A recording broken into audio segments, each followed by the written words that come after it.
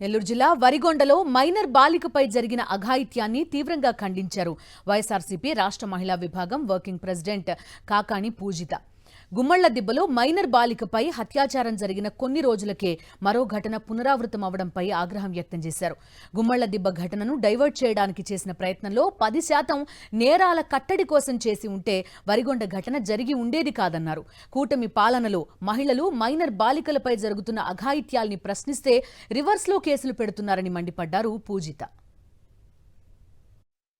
గుమ్మళ్లదిబ్బలో minor బాలిక మీద అత్యాచారం జరిగిందో అఘాయిత్యం జరిగిందో దాని మీద కేసు మీద యాక్షన్ తీసుకోకుండా మీరేం చేశారు?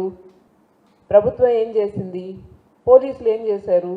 ఎవరైతే ఆ కేసు మీద న్యాయం కోసం పోరాటం చేశారో వాళ్ళ మీద కేసులు పెట్టారు, వాళ్ళకి నోటీసులు పంపించారు, మాకు నోటీసులు పంపించారు.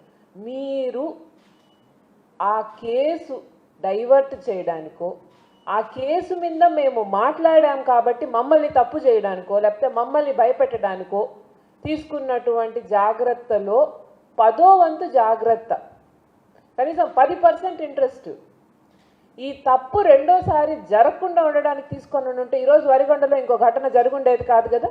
ఇది ఎవరి తప్పండి? గవర్నమెంట్ ఏ రకంగా ఫంక్షన్ అవుతుంది?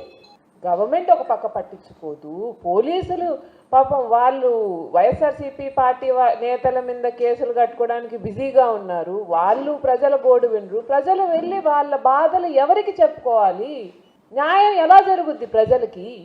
కనీసం ఆలోచన లేదు. కనీసం ఈరోజు జరిగినటువంటి ఘటన చూసుకొని ఇక్కడి నుంచైనా మారుదామన్నటువంటి ఆలోచన కూడా లేదండి. గుమ్మళ్లదిబ్బ తర్వాత వరిగొండ ఇన్సిడెంట్ అంటే ఒక కేసు జరిగాక రెండో కేసుకి ఎంత దిగజారొచ్చు అనేటువంటి దానికి ఇంతకంటే ప్రత్యక్షమైన ఉదాహరణ ఉండదు.